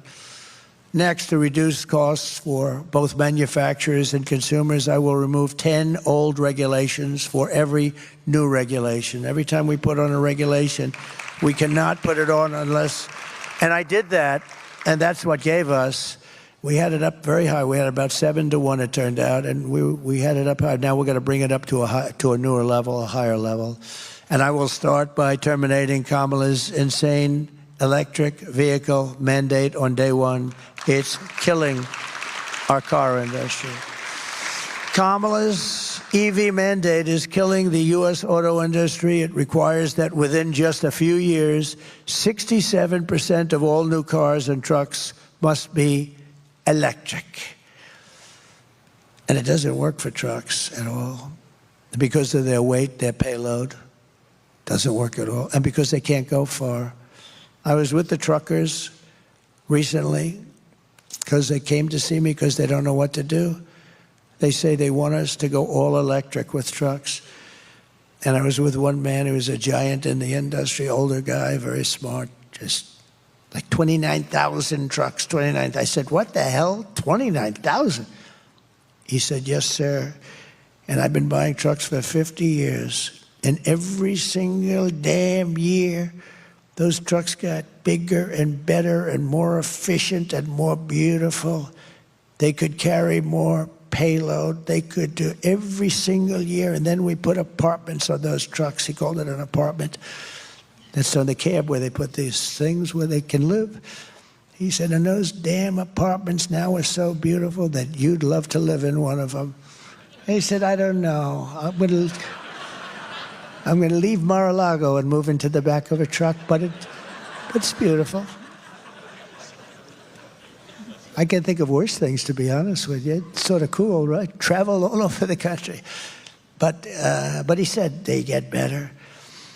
So then I said, well, what's wrong with the electric? He said, if we go from New York to Los Angeles, we have to stop 6 times, and you'll never find a charger.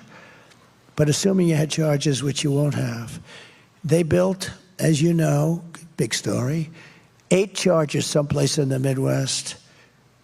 They spent $9 billion. This is like a gas pump with electricity in it, right? Boom. They spent $9 billion, and 3 of them don't work. Now, if you did the whole country at that rate, it would cost you $10 trillion, $10 trillion. But they said, we have to stop 6 times, and they're long stops, much longer than fill it up like a tank. He said, with a big load of diesel, we can get all the way, and we can even start coming back without a stop. And the truck gets lighter as you go along. The other thing he said that people don't know is that an electric truck would be 2.5 times heavier because batteries are very, very heavy. And that would mean you'd have to rebuild every bridge in the United States of America because they're not designed for that kind of a weight. So every bridge in the United States would have to be rebuilt. And also, he said, a couple of other little problems. He said the battery is so big it would take a lot of our payload. We'd lose 40% of our payload. We'd have to have battery in there instead. I said, so when you tell them this, if you're a child and somebody said that, you'd say, okay, let's think about it in 10 years or 20 years from now. Doesn't work. He said, we tell them, they said, we don't care, just we want, you're going to order all electric. This is like a dictatorship. These people are sick. Now they want to make our army tanks all electric. I saved the army tanks up in Ohio where they make them. And because I hated the fact that they were closing it. When I was president-elect, I got called from the great Jim Jordan, congressman from Ohio, in Lima. They have a plant that manufactures the army tanks. They were going to close it. And I looked, I went there, the complexity, the talent, the people they had working there was incredible. And I said, we're not closing this plant. And now it's the #1 producer. It's incredible. But now they want to make army tanks that are electric because they want to go into a country and blast the crap out of it in an environmentally friendly way. No, these people are crazy. And the problem is the electric battery is so big and so heavy that it would have to be in like a wagon that a child pulls behind the tank. They'd pull in a battery. And it would have to be, and it doesn't work. They want to make everything electric. And yet, think about it. They want to make everything electric, but, and I'm a big fan of electric. I think it's great. There are certain applications. I mean, Elon Musk endorsed me powerfully, okay? We love him. And you know, and his product is incredible. In fact, he's doing a new product today. It's got no steering wheel on it. Do you know that? He's out in some place announcing a new product with no steering wheel. I said, well, that wouldn't be for me, but is that really the future? You know, he knows. I'm giving him full credit. I think he's incredible. He gave me the most powerful endorsement. He was in Butler with us the other day. You probably saw that. And it was great. He said the whole country, he said America will never survive if Trump doesn't get in because he knows the alternative. It's two people. It's like the alternative is not acceptable. He's a strong guy, smart guy, brilliant. But among other things, he does the Tesla, and it's great. But it doesn't mean that everybody has to have that. And, you know, I tell a story about him. I'm very close to him. I have a lot of respect for him. I think he respects me. He gave me the strongest endorsement you could ever get. But, you know, he never once came up to me and said, you know, could you stop knocking electric cars? Because I don't knock them. I think they're incredible, but it's for a group of people. I love them. I think they're great. But, you know, it's for a certain group of people where they might work even better. But not everybody, because some people want to go long distances. They will cost more. You have the fact that they probably are going to be made in China. Remember this. I said, we have more oil and gas. We have more liquid gold under our feet. So why would we do the batteries? Where China has that, we have liquid gold. So we want gasoline-propelled cars. But it's even worse than that because Kamala also co-sponsored a bill to impose a 100% ban on the sale of all new gas-powered cars and trucks. So she's going to ban them, which would kill an estimated 200,000 U.S. auto jobs, including almost every job that you have in a place called Michigan. How do you like that idea? She has a ban. She has a ban where we're not going to allow them to be made. And honestly, for some like I'm telling you about the army tanks, I'm telling you about trucks, the battery's not going to work. It's not going to work. The electric's just not going to work. Maybe in 20 years, 30 years, who knows? But it's not going to work. What it will do is drive our country into a depression. The entire industry would go to China for the making of these all-electric cars and trucks. The auto industry would be non-existent or dead. It will be dead. It will never be able to survive. This is one of the major reasons why I've been overwhelmingly endorsed by the rank and file membership of the Teamsters, including 62% of the Teamsters members right here in Michigan. The rank and file of the Teamsters nationwide. The firemen, the policemen. The policemen, we have 100% of the police. I don't think there's one police person in the whole country that endorses lunatic. I don't believe there's one policeman in the country. We just got a 400,000 group of police. The Fraternal Order, it's the biggest group in the country. But we've got just about every sheriff's group, every law enforcement group, is because we're going to stop crime. She's not going to stop crime. She wants open borders. She wants people to pour into our country and destroy our country and to move into your little towns and cities and your big towns and cities, too, and destroy our country. She wants open borders.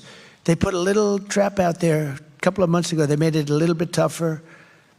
But they didn't stop airplanes from flying in with hundreds of thousands of people coming into our country. They're destroying our country. We can't let it happen. The rank and file of the UAW members are also with us, too. You know, if you go to the UAW, the auto workers, they're for us also. Sean Fain, who I never met, the head of the United Auto Workers, did a tremendous disservice to the people he represents by allowing the government of the United States to put out an all-electric mandate. Because after I terminate the mandate, my first day in office, I will terminate it on my first day. We will go back to making electric cars, gasoline-propelled cars, hybrids, and anything else that comes along at the time. Probably hydrogen I'll do without, because when they blow up, you are unrecognizable. I don't like that. The hydrogen car, they keep talking about hydrogen. The problem is, when it has a problem, it blows up violently. So the beautiful woman sitting in the fourth row, you'd never recognize her again. And somehow I don't want to be able to I'm not going to buy one of those suckers. I don't care how good if they say they're really working quite well now, that's not going to be good enough. But they talk about hydrogen, who knows? The EV mandate is also a costly disaster for working families. To comply with Kamala's quotas, automakers are forced to jack up the cost of gas-powered vehicles artificially to push consumers toward the very expensive electric alternative. So they're going to raise the prices on one to subsidize the other. That's not a good thing. So Kamala gives rich people $7,500 tax breaks to buy luxury electric cars. A lot of people don't know that, yet she makes the working class pay more for a entry-level car that's powered by gasoline, which we have so much of. And I will reverse this also, this injustice on day one. Kamala's EV mandate is one of the most demented regulations that's been conceived. I mean, we have a lot of them, but this is about as bad as it gets. It'll destroy U.S. auto manufacturing immediately. It'll destroy our trucking-based supply chain, destroy our electric grid, destroy our military, destroy our roads and bridges with vehicles that are far too heavy. We can't even use them. Destroy the state of Michigan, and it'll totally destroy our middle class. That's why I will not only repeal the federal mandate, I will also stop California from imposing any state-level mandate to ban gas-powered cars and trucks. And it's very simple to solve. Vote for Trump, and the gasoline engine will be here for a long, long time. They're going to be here for a long time, and they've got it to a point where it gives very little pollution, very little. It's amazing what they've been able to do, but it's what people want. It's much less expensive. It's what people want. The next part of our effort to bring back domestic manufacturing will be to restore the power, confidence, and the wealth of the American consumer. We have to let them be wealthy again. We have to let them make money, not give money like they did. That's also energy. What their stupid energy policies caused inflation, but also the fact that they gave so much money away that was a very bad thing to do. They thought they were going to buy people's votes. Well, they've already spent that money. And they've paid for it, actually, more so because of the cost of inflation for them. Over the past 4 years, Kamala's inflation catastrophe has cost the typical family $29,000 in price hikes. So inflation has cost them $29,000. New and used car prices are up over 29%. Average interest rates for new cars has doubled and tripled and quadrupled. Meanwhile, repair and maintenance costs are up 32%. Car parts are up 22%. car insurance premiums, what's going on with that? Some places it's up 100%, and the cost of gasoline is up 62%. By driving up prices and interest rates, Kamala's inflation disaster sent car payments way up and car sales way down. Your numbers are terrible, by the way. For the first time ever, the all-in cost of car ownership is now over $1,000 a month. Never been anywhere near that. More than 20% of the median worker's wage just to have an average car. This is a catastrophe for the American dream and a dire crisis for American automakers. One of my top priorities will be to quickly defeat inflation and make America affordable again. We will quickly defeat it. We have to bring down prices. I will cut taxes, slash regulations, curb wasteful spending, and unleash energy production. It'll all happen very quickly. This will rapidly drive prices down, lower interest rates, and put more money into the pockets of American consumers. It'll also bring your grocery bill way down. I have more complaints on grocery. The word grocery, you know, it's sort of simple word, but it sort of means like everything you eat. The stomach is speaking. It always does. And I have more complaints about that. Bacon and things going up double, triple, quadruple. As part of this effort, I will pass major tax cuts for workers, including no tax on tips, no tax on overtime, and no tax on Social Security benefits for our seniors.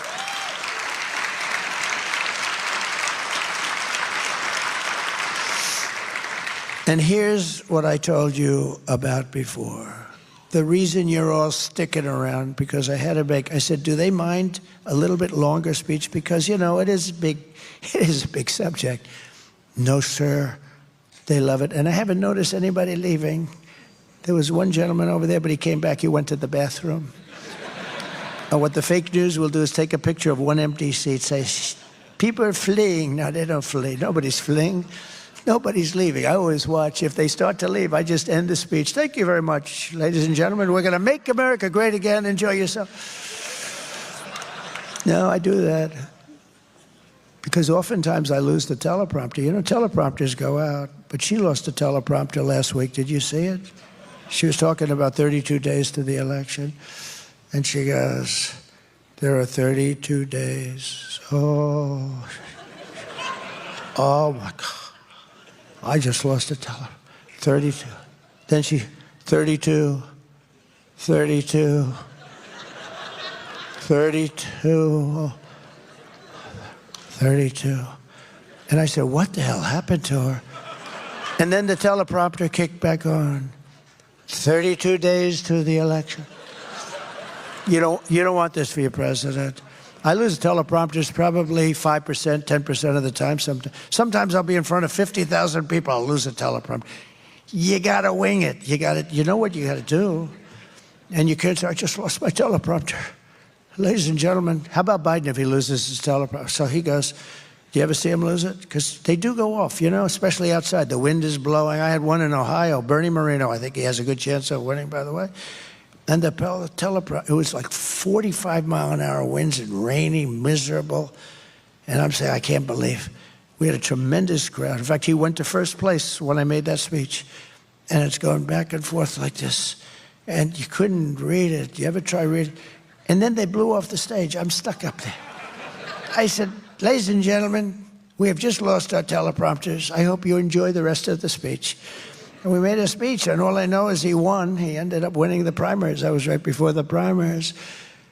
But this is what you've been waiting for, because today I am also announcing that as part of our tax cuts, we will make interest on car loans fully deductible.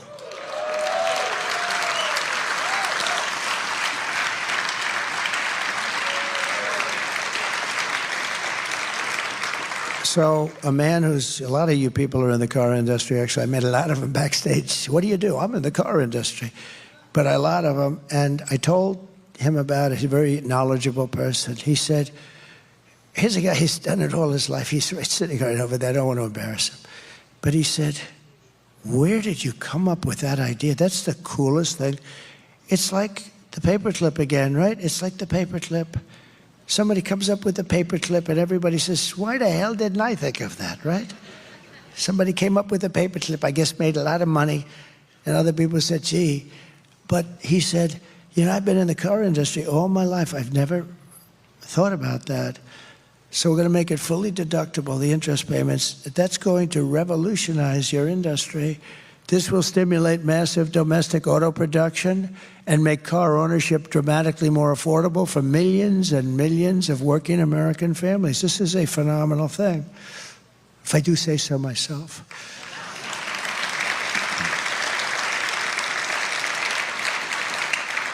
Who likes that idea? Isn't that great?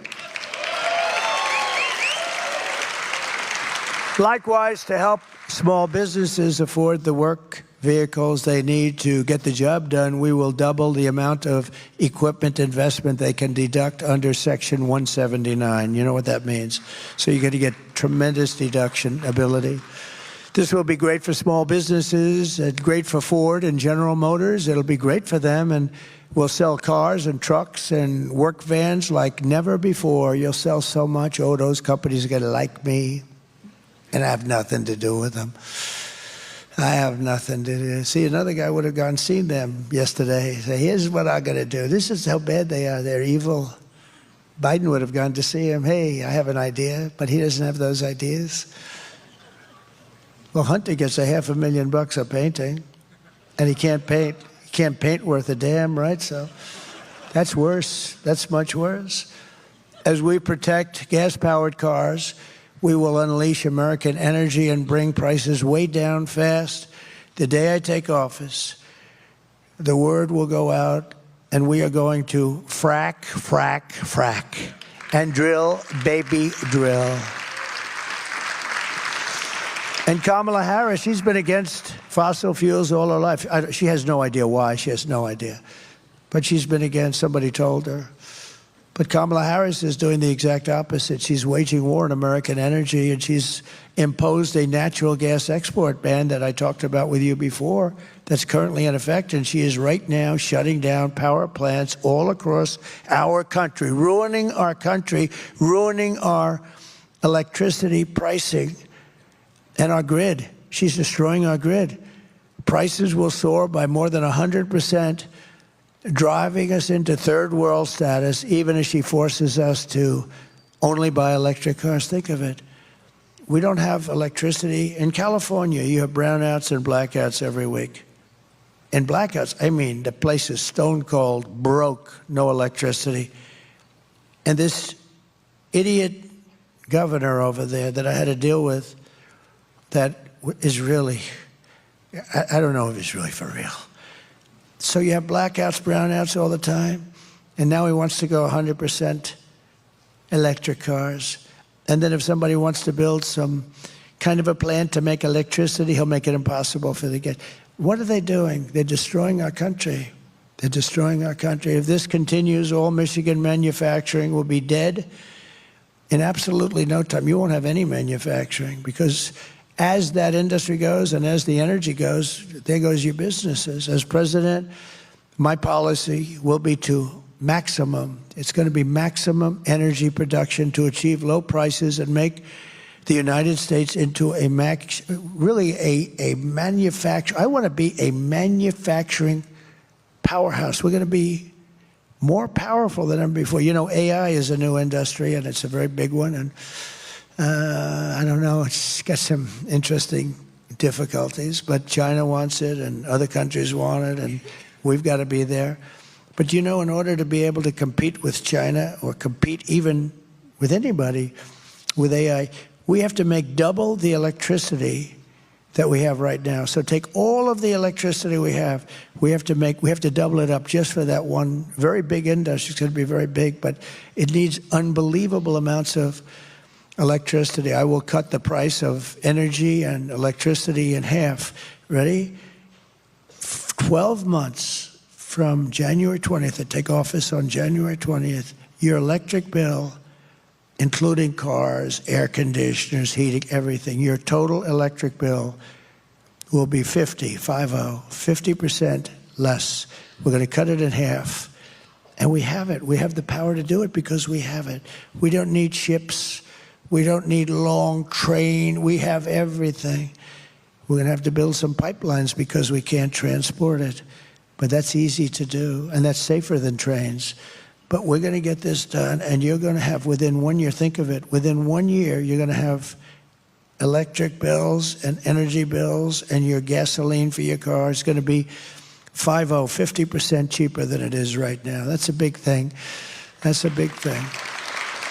But we will seriously expedite our environmental approvals. I will expedite them. If I have to, I'll just approve them and approve them, because they use that. You know, they use the environmental approvals to stop progress and quickly double our electricity capacity, and we're going to have it doubled and tripled.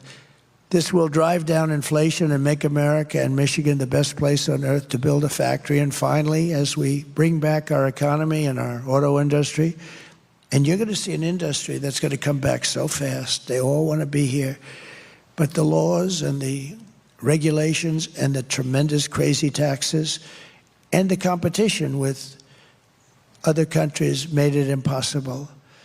I will continue my first-term efforts to protect America from the threat of Chinese automobiles. I will stop Chinese and other countries produced automobile and autonomous vehicles. Do you like autonomous? Does anybody like an autonomous vehicle? You know what that is, right? When you see a car driving along. Some people do, I don't know. It's a little concerning to me, but the autonomous vehicles, we're going to stop from operating on American roads. Remember this, I will close the loopholes under Biden and Harris that are beginning to allow Chinese vehicles to creep into American streets. They're destroying Europe. Europe's car industry is being just decimated. This is not just a matter of economic security, it's a matter of national security. We have to have a car industry. And, you know, that can be swapped in wars, that can be swapped and make other things. I mean, there's so many reasons you have to keep it. Second World War. Do you know, we built, in the Second World War, we built a ship a day. Nobody can even believe it. Today, we practically don't build a ship a year. We used to build the Second World War. We built a ship a day, freighters and things, but a ship a day.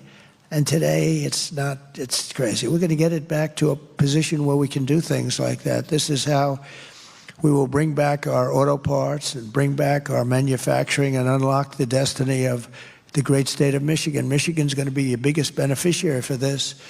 We're going to put America workers first, America's jobs first, American cars first, America factories first, and we're going to put the American people first. It's the first time in a long time you've heard that.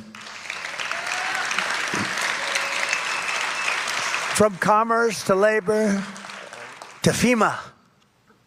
Boy, oh boy, have they been treated badly, the people of North Carolina and other states, Georgia a little bit. We get some governors that did a great job, but boy, the federal government let you down. I will work for Americans and only for Americans. I want to work for Americans. America first. It's a very simple policy, America first. When we do all of this, you will witness nothing less than the launch of a new American industrial revolution. Thousands of factories will open up all across our land. Great paying blue-collar jobs will lift up those who have suffered so terribly over the past 4 years.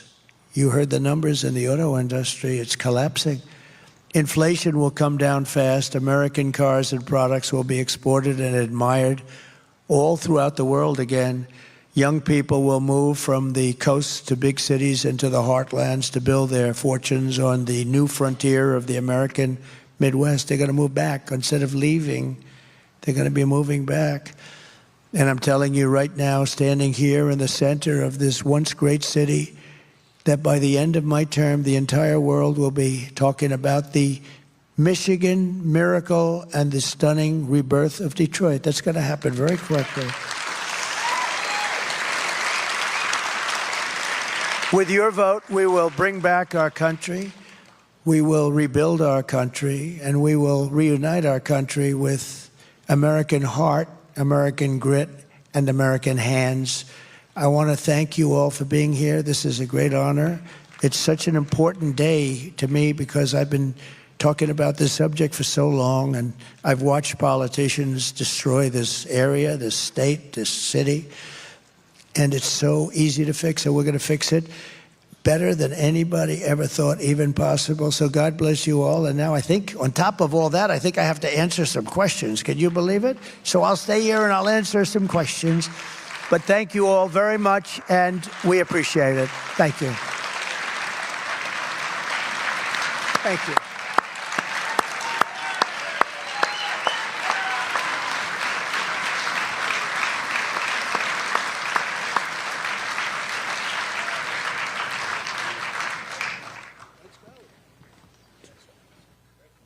You believe this?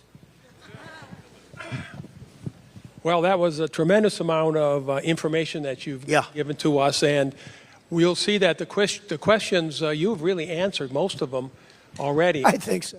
I mean, you've really done a great job. And so what I thought I would do is to jump to a couple personal questions. The first one that I've always been intrigued with, you have an enormous amount of energy. I haven't seen anybody like you in my lifetime that keep on going and going and going, in spite of sometimes some rather negative responses and forces here in our country. How do you do it? Like a bullet to the ear. So I had parents that were great. It's you have good parents, you sort of, I believe in that theory, it helps. But I have two parents that were energetic. They lived for a long time. They were around for a long time. They were great people, but my father had tremendous energy, and my mother did too, and it's a little bit that, I think, more than anything else. And I enjoy what I do, and I love this, despite I could be right now in the most beautiful ocean on the sand, exposing my really beautiful body, so beautiful, to the sun and the surf. Skin cancer, right? To the sun and the surf all over the world. And or I could be in Detroit with you, and I'd rather be in Detroit with you, okay? That's great. Thanks. We've known each other for a while, and I know your children and I have been just enormously impressed with their values, their lifestyles, and you did a great job raising them. How did you do that? Everybody here loves their kids, and you mentioned about creating an environment where we can pass our businesses down to our children, basically tax-free or something close to that. What did you do with your children to make them so responsible and so involved in everything that you do? Well, I'm fortunate in that, they're smart children. Many of you have smart, and some will have some that aren't so smart, and you have to understand that happens too, and that's all, and you're going to love them just as much. But, I have smart children, and they've been good academically, et cetera, et cetera. But very importantly, I would always tell them, no drugs, no alcohol, no cigarettes. No drugs, no alcohol, no cigarettes. And they'd go out, and Ivanka would say, Dad, stop telling me that. I said, I'm going to tell it to you every time I see you. I'm going to drive you wild with this. You're going to, no drugs, no alcohol. And I would say that. And I hope that, because who knows, right? But they don't have any of those problems. I mean, I've seen friends, very smart people, they have smart kids, but their kids get hooked on drugs or they get hooked on alcohol. Alcohol is, in many ways, like they tell me, I don't know. I never had a glass of alcohol. I had a brother who was a wonderful guy, but he had an alcohol problem. And he sort of do the same. He said, don't ever drink alcohol. He was, and he smoked, and I put cigarettes in that same category, almost that same category, but they're certainly not good for you. But I would always tell my kids, because I've seen parents that had brilliant children, went to the best schools, they were great, but they got hooked on drugs or alcohol, and they never made it. They couldn't compete, basically. They never made it, and many of them are dead. Many of them die. They die with this fentanyl that's coming in. I'm going to get that problem. I had that problem almost solved with President Xi, by the way, and I said, you have to impose the maximum penalty, or we're not going to, I would always talk about trade. We have the power of trade. And I said, well, we're just not going to get along on trade. Hence, I can do things like we talked about. I don't want to go into it, but we can do things. And he and I had a handshake on he was going to impose the maximum penalty on people that run companies that sell us through Mexico. Almost all of it comes through Mexico. And the maximum penalty is the death penalty. And he was going to impose that. And then we had the transfer power. And this guy came in and he didn't know what to do with anything. And so that went down the tubes. But one of the first things I'm going to do is talk to him about that, because they were going to give the death penalty to anybody sending fentanyl into this country. And that would have really solved a lot of the problem. And the other thing I say, and it's not nice to say, I don't like saying it, but, you know, I've seen a lot of countries. I deal with all of them. And I know that all of them. And the only ones that don't have a drug problem are the ones that have the death penalty. We can set up all of our blue ribbon committees. Everybody calls me. You would call me. My friends call me. Could I be on that blue ribbon committee? And they'd have a blue ribbon committee on drugs and how to stop, you know, these drug lords who are very smart people, very, very vicious, very smart. And we'll have these people from New York, some dilettantes, and they didn't want to talk about it. They just want to be a part of, you know, whatever it is. The only ones that stop drugs, the only ones, are the ones that have the death penalty. And you have to remember, it sounds horrible, but what's more horrible is what they do to our country, because on average, he or she, male or female, drug dealer, will kill 500 people. And that doesn't include the families that are devastated. I know families that lost a son or lost a daughter. They've never been the same. I mean, they're like different people. You know, you talk to them and they're just, years later, I say, has it gotten better? No, it's gotten worse, they tell me.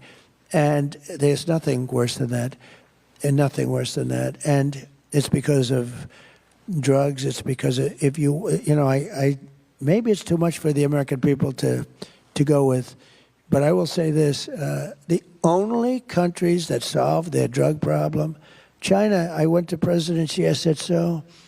First time I met him, I said, do you have a drug problem? No, no, no, no, no. 1.4 billion people. And why don't you have a drug problem? He says, death penalty, quick trial. What's a quick trial? The dealer is immediately put on trial. They don't have 9 years of legal and then another 9 years of appeals, you know, 22 years later, and then they're released. No, this is, they don't play games, and, you know, it's a tough deal. But he said, quick trial. I said, what is quick trial? Immediate trial. And you know what the drug dealers do? They say, hey, let's get the hell out of here fast.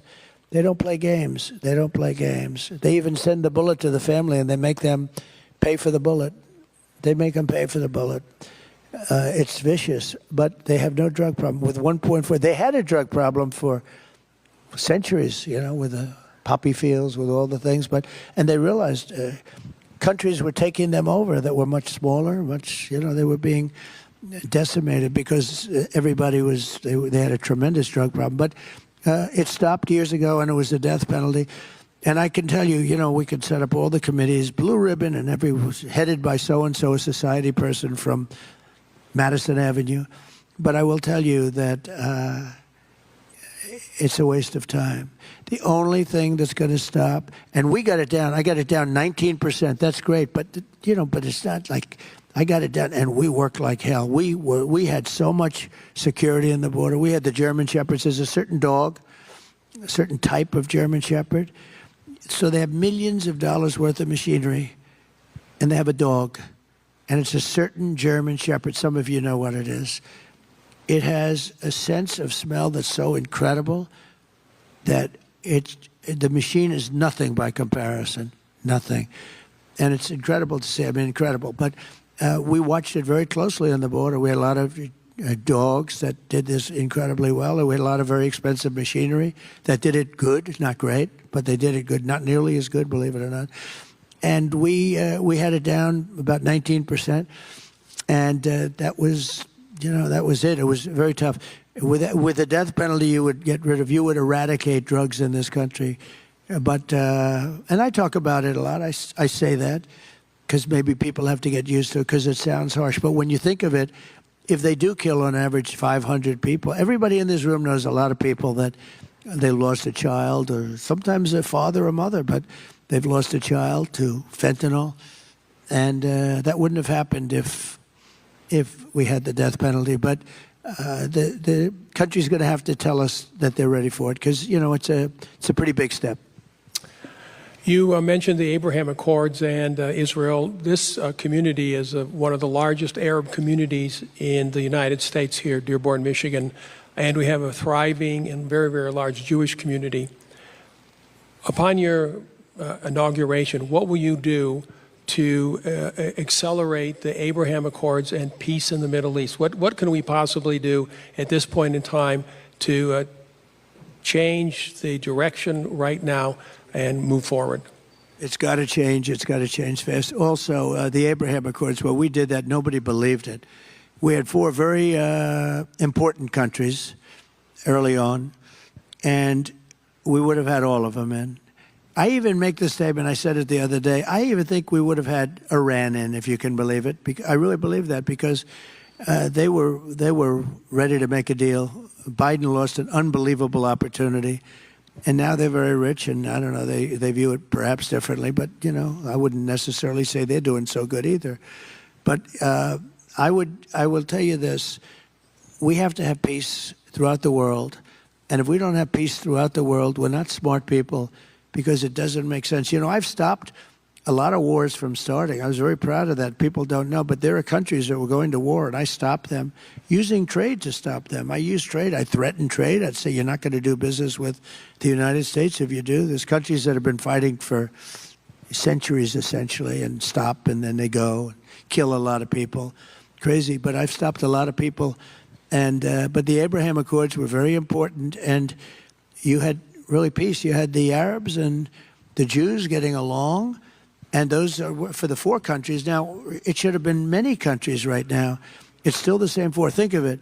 When I left, we were going to sign people as fast as you can think, and they could have done the same thing. But they didn't have the talent. They didn't have the administration to do it.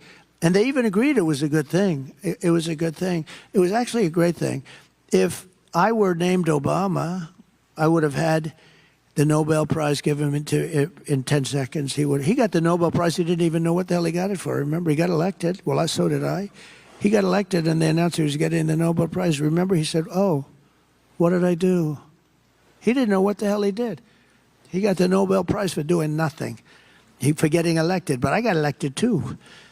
And, you know, if I think of that, we did something, the Abraham Accords, unprecedented. Nobody thought it was possible. And I'm not saying want or not. I'm just saying if it was anybody else, liberal, Democrat, they would have had it before the damn thing was even signed, you know. So there has to be fairness, and I don't care, but I'm not looking for it. I'm not politicking for it. I'm just saying that there's a lot of unfairness in this world, and I think when you do things, you should really be, you can have peace in the Middle East. You can get along. This was a start. This would have been so important if you could have had almost all of the countries, and maybe even Iran. I mean, Iran would be the outlier, but maybe even Iran. At a certain point, I really believe I could have gotten them all, including Iran. And Iran, everybody would have been happy. You would have had peace in the Middle East.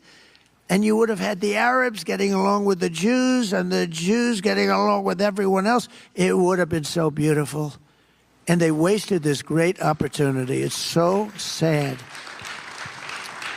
So we have time for one final question, and it's a DEC tradition. We have many young adults and students in the audience today, and so I want to end with this final question.